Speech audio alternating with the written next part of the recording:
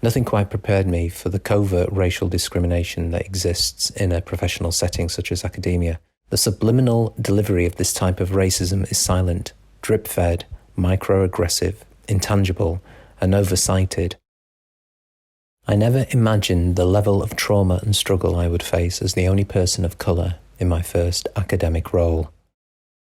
As the only person of colour in the room, there are lots of challenges. I would say the most difficult ones are the ones where you have to speak out. Often that's really difficult to do if you're the only person of colour within the room. I'm a female academic working at a university in the north, mixed heritage, that's South Asian and white Irish background. I think for me, one of the biggest challenges that I face personally is often the very quick assumptions and judgments that other people make when they see me.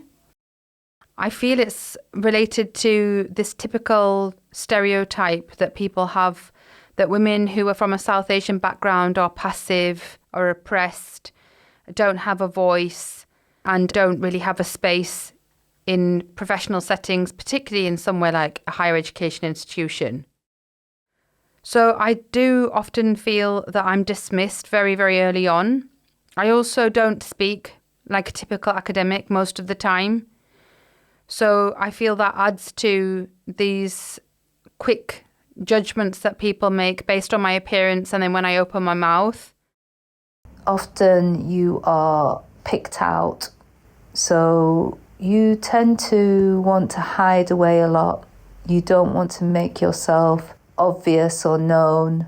And that has a real knock-on effect. It has a knock-on effect to your confidence, in your belief in your own abilities and strengths.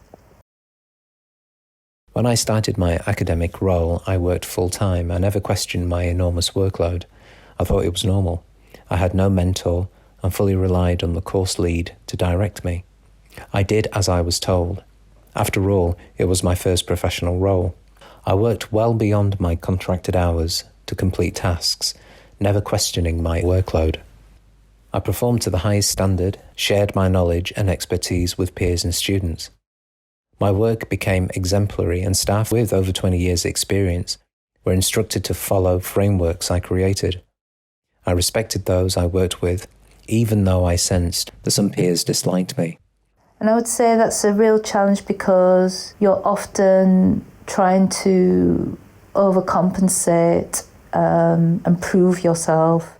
And I think in turn, that means you're doing maybe 2 or 3 or even 4 or 5 times more work than your peers, which again is quite a challenge because you think, well, how come I'm doing all of this work and staying really late or working weekends and your peers are doing less, but it's not reflective in your pay scale or the opportunities that you're getting.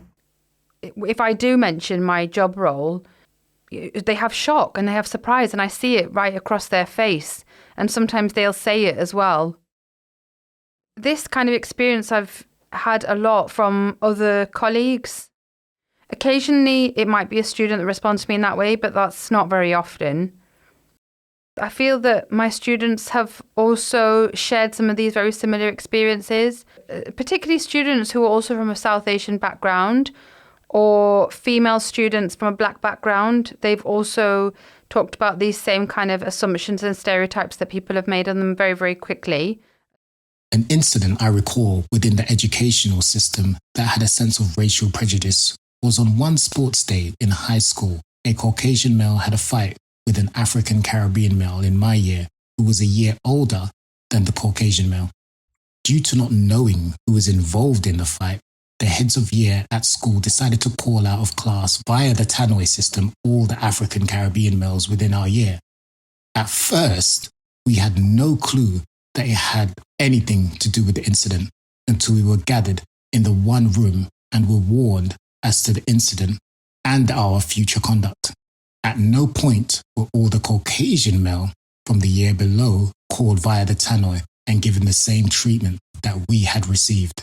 Sometimes it's also been assumptions or quick judgments that I or that students who are brown and black are thought of as being aggressive when we're asserting our voice or we're expressing our feelings or our thoughts or having an attitude or a chip on our shoulder.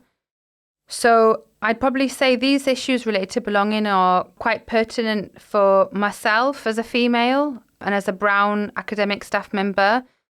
Moving on to secondary school, I had a big group of friends. However, being one out of the 2 people that made up for the black population in my school, racial slurs were used regularly against me, especially by the boys. I was academically advanced and had great sporting achievements in my time in my secondary education. I got to year 11 and wanted to concentrate solely on my GCSEs.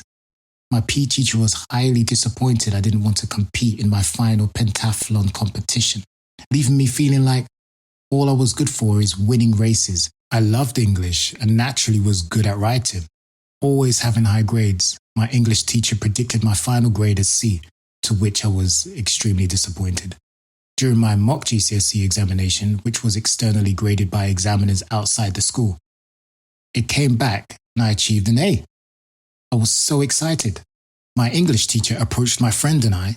She looked at me and said, "I think the examiner marked your paper generously."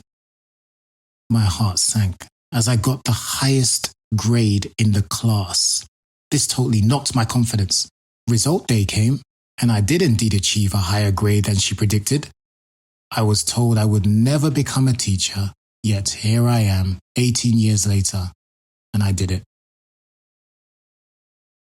Recently, a session around why is my curriculum white, something that really jumped out to me that my students were sharing wasn't so much about the curriculum content related to this theme, but that the fact that they didn't feel like they belonged to the classroom. They felt like they didn't belong in that teaching space and they didn't feel that connectedness to their peers and the group.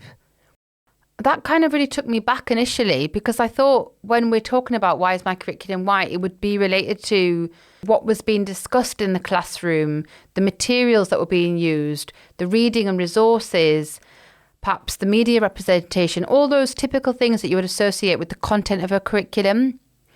But actually, it was all about them feeling that they didn't belong in that classroom space and they didn't feel that connectedness to their peers in the group and neither with the educator. And I found that really, really interesting. And that's something that I'm certainly working on in terms of my own teaching practice. As the years passed, staff were passive-aggressive and dismissive. They attacked my professional reputation amongst students. I then began to receive conflicting messages from senior management behind closed doors. On one hand, they agreed staff were not performing. On the other hand, they would deny any wrongdoing by staff and place the blame back onto me. For a long time, I was made to believe that I was the problem, and I looked inwards and blamed myself. My mental health took a turn for the worst as I started to experience constant gaslighting, outnumbered during meetings and being denied the chance to record conversations to avoid miscommunications. I started to question my reality. I slowly began to see a pattern emerge. Fearful of explicitly calling it racism in a white-only setting, I labelled it as unfair treatment, undermining and bullying. This decision would later be used against me. When I tried to seek confidential advice regarding my situation from support networks at the institution, I received comments such as, "You don't want to put in a formal complaint, they're messy." I had to fight through union support to get HR to record my concerns of bullying and unfair treatment. One male member of staff commented, "Is this what you want to be remembered for?" I once tried to confide in a white female colleague. Unconcerned, she replied, "You just have to learn to play the game." This comment stuck with me. The reality is that you cannot play a game when you are the only odd person on the board up against the opposite side full of similar pieces. This is not a fair game. What I learned through all these interactions was that not one person I approached was a person of colour. This extended to individuals in a position of power, leadership roles, and even board of governors. I was completely reliant on white staff deciding whether what I experienced was racism. The final incident that led to my departure from the institution highlighted to me that this was a systemic problem. As they say, the fish rots from the head down. I think that people haven't quite fully grasped how important belonging is to achievement for students and for staff, and how much work there is still to do to improve in this area and to make all of us feel part of a community together in higher education. You often think that actually the only reason why you are picked out for certain tasks, for example, a video marketing campaign, is because of the way you look. It's not necessarily because you're an expert in your field or you have the right skill set or you have experience. It's often the way that you look. What reignited the fight in me was the positives that came from the Black Lives Matter movement and joining FACE. As I listened to the experiences of others who had been through similar journeys, I no longer felt alone, even if our interactions were virtual. I had always been searching for support from the institution, but from my experience, I personally had to look externally for help. But if I can make a positive change to ensure others never go through the same treatment, this would add closure to that part of my life. Because I'm very well aware, as being an educator and also being a student myself, because I'm undertaking a doctorate, that when you don't feel that connectedness or don't feel like you belong in a classroom space, it can really knock your confidence and self-esteem, and also your ability to participate and engage with conversations and discussions that are taking place. That's certainly something that I'm going to be developing further in my own teaching practice to support students and to engage different ways of changing people's mindsets and perspectives around belonging, and how intrinsically linked belonging is to retention, progression, achieving a good degree, and graduate outcomes as well.